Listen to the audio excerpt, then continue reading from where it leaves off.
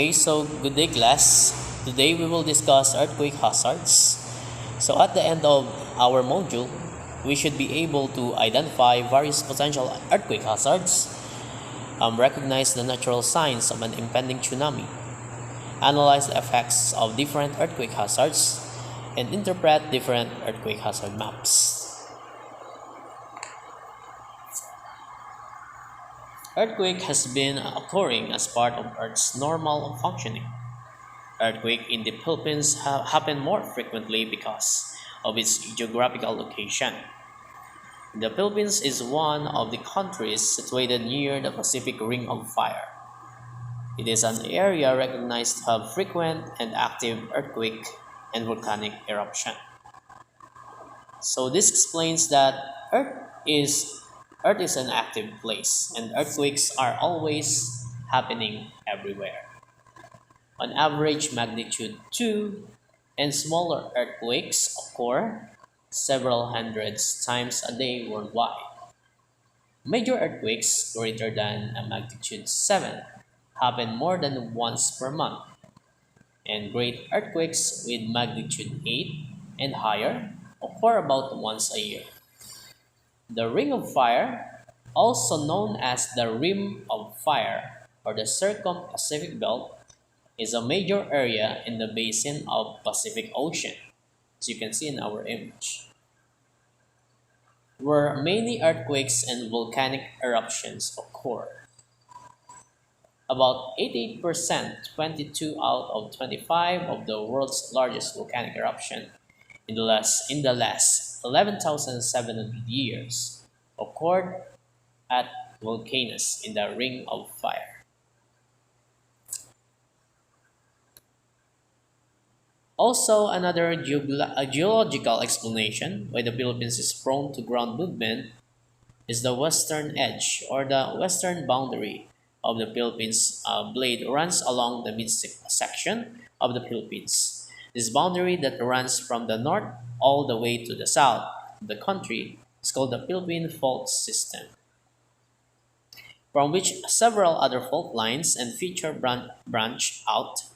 In general, the most dangerous part of the tectonic plate is its edges, a big cost. This is where comes in contact with or separates from another blade. So we have an image of about the fault lines in the Philippines. So number one, we have the Central Philippine Fault. So affected areas are the entire Ilocos Norte, Aurora, Quezon, Masbate, Eastern Leyte, Southern Leyte, Agusan del Norte, Agusan del Sur, Davao del Norte. Next, we have the Marikina Valley Fault, the Montalban, San Mateo, Marikina, Pasig, Taguig, Muntinlupa, San Pedro, Binyan, Carmona, Santa Rosa, Calamba, Tagaytay, and Oriental Mindoro. We have also the Western Philippine Fault, Luzon Sea, Mindoro Strait, Panay Gulf, and Sulu Sea. We have the Eastern Philippine Fault, the Philippine Sea, and southern of Mindanao Fault, we have the Moro Gulf and Celebes Island, or the Celebes Sea.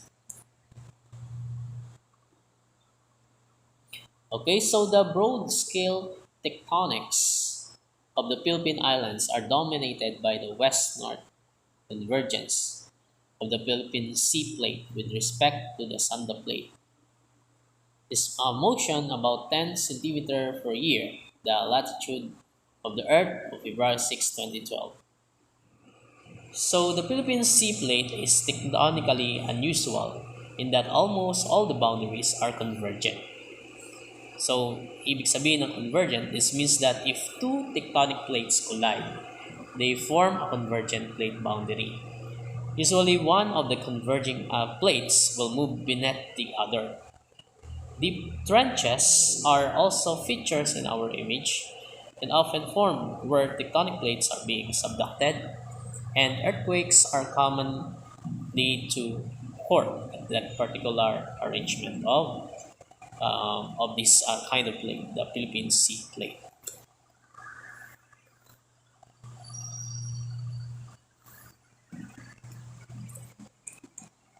So in order to explain earthquake, we will recall the three types of faults: the normal, the reverse, and the strike-slip fault.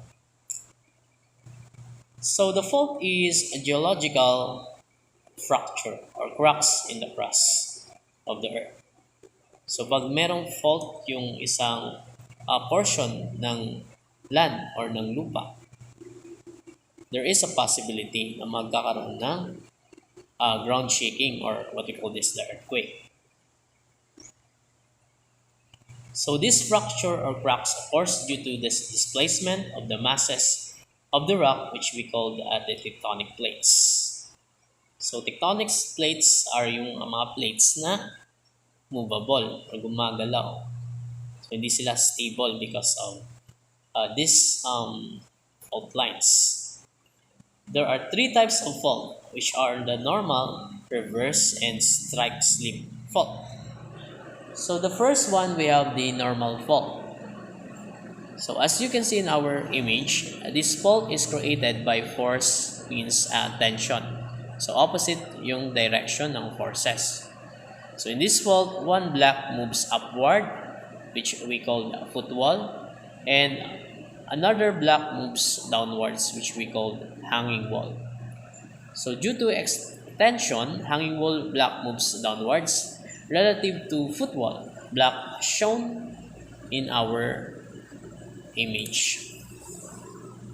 So generally, normal fault will also form a mountain or formation of mountains. So when a normal fault uplifts a block of rock, we call it fault block mountains. Yung nasa gitna na nabuo na klase ng geographical material, yung tawag nating fault block mountains. Means when two parallel fault blocks moves downwards, then block in between them moves upward. And this process creates mountain. So therefore, we can say that the both hanging wall blocks moves downwards and uplift the footwall block. And in turns, it will create the formation of mountains. We have also the reverse fault. This is the second type of fault known as reverse fault. This fault is opposite to the normal fault. So, pag tension yung normal fault, yung reverse fault naman is in compression. This fault is caused by compression or squeezing. In this fault, two rocks become compressed or squeezed. This fault is also known as a truss fault. In this fault, hanging wall block moves up upon the footwall block. Next, we have the strike-slip or transverse fault. The strike-slip fault occurs due to shearing. This fault occurs due to stress, by which two massive rocks move in the opposite direction, and this is called shearing. In this fault, two tectonic plates slide past each other and become the cause of an earthquake. The magnitude of an earthquake depends upon the friction between the tectonic plates. Example of strike-slip fault or transverse fault is the San Andreas fault. So strike-slip fault or transverse fault are of two types. The first one is the left lateral strike-slip fault. So when one left block moves in the forward direction and right block in the backward direction, then the type of fault is known as left lateral strike-slip fault.